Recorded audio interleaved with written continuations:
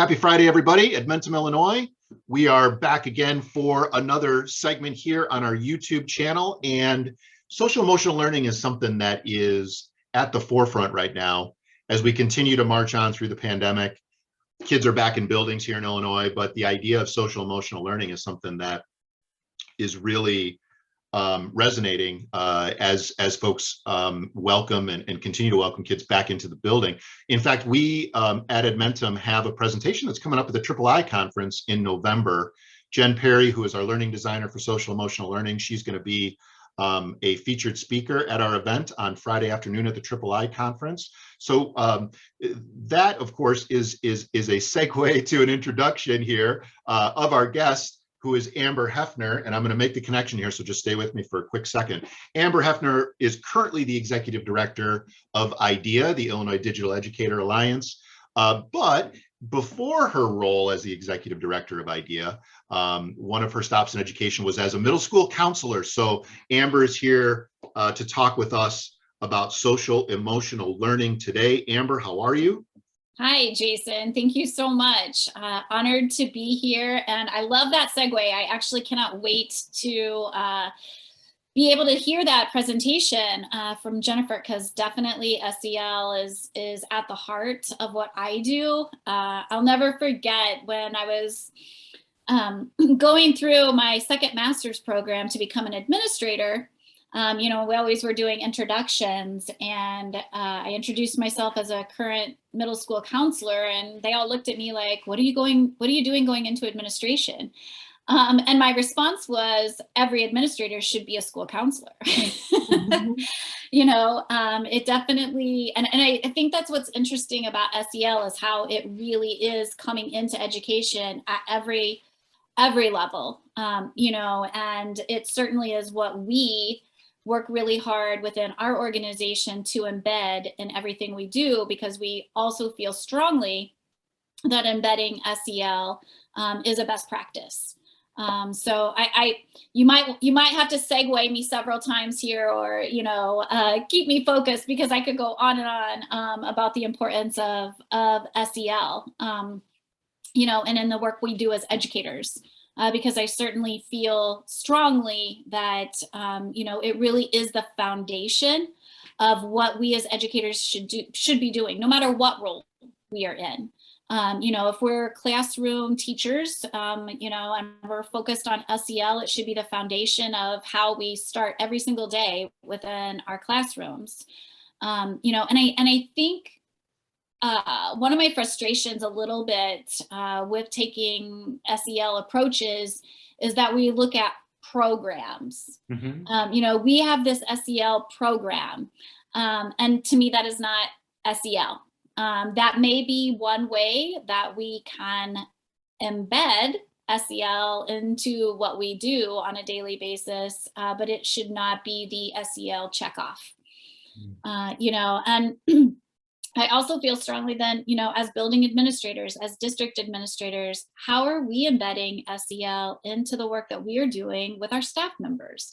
How are we modeling that for our classroom teachers, our paraprofessionals, to ensure that they are then carrying that over into the work that they are doing with their students? Because I think if we have learned nothing else through the last 18 months, clearly, a focus on social emotional learning is vital to student success. I think we knew that before, but I don't think we necessarily grasped or really focused on how much of an impact that really has on students. Yeah. You bring up a really great point, Amber. I've talked to a couple of different school leaders who are, as you said, sometimes they talk about the different programs they have and things. Some are maybe asking teachers to turn in lesson plans, and in those lesson plans, kind of, here's the CASEL standards that I'm also including in those lesson plans. But the challenge I do still hear is how to really incorporate SEL into your lessons. Do you have any particular tips and or strategies for school leaders that, to kind of help them make that shift?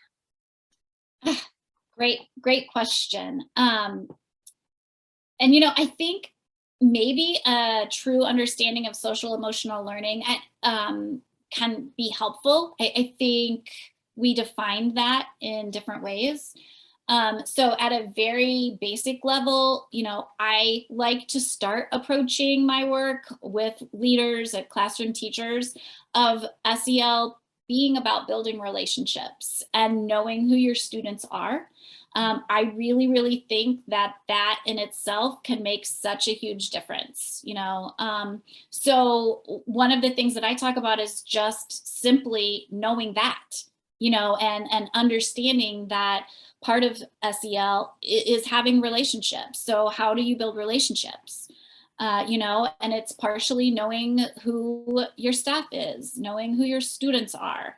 How do you do that? You know, one of my favorite examples is from years ago, Jason Markey, who was formerly a principal in Leiden School District.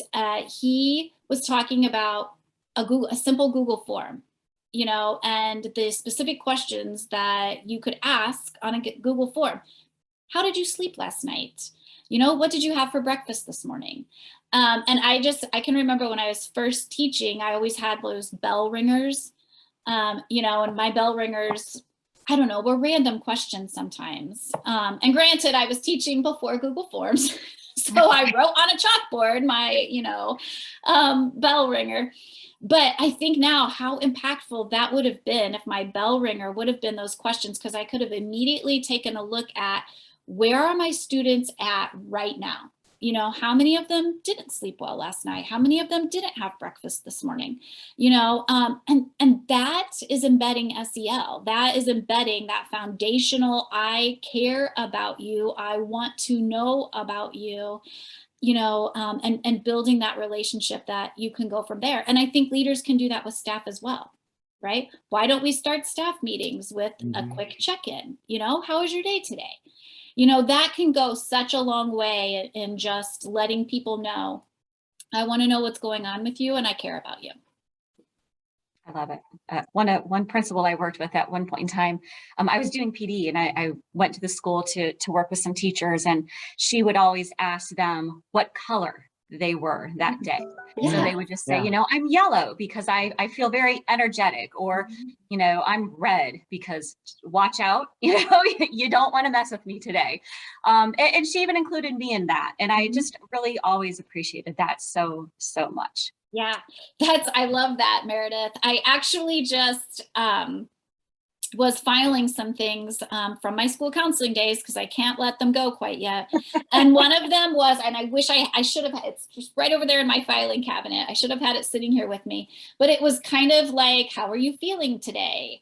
You know, and then one of the tabs I have open on my computer is a feelings wheel, you know, and sometimes even with my staff, you know, how are you feeling today? Yesterday, we started off our office meeting with, tell me one thing that you have done in the past few days that you enjoyed that was not work related. You know, these are things that I think are just really important, you know, in taking some of those steps of, and it's a reminder as well, right? We have to take care of ourselves, you know, and I think we just need that reminder now more than ever. Absolutely.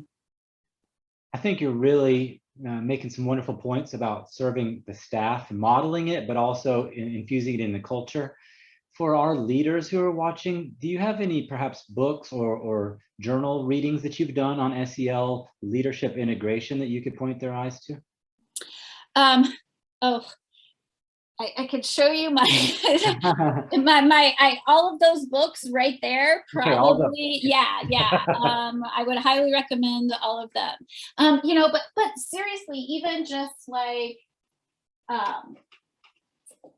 of course I can't grab it easily right now, but like even just this one, right? Oh, like yes. the Blue Day book. Love you that know, one. just simple ones. They're quick, like it's not even a read, right? I mean, it's just quick little snippets of information, you know, or pictures, daily reminders of different things that you can do, you know, to be able to have those conversations, or reminders for yourself. You know, I was in a session earlier this week also, and Castle is coming out with some leadership standards, frameworks. So I would definitely recommend going to Castle and taking a look at them.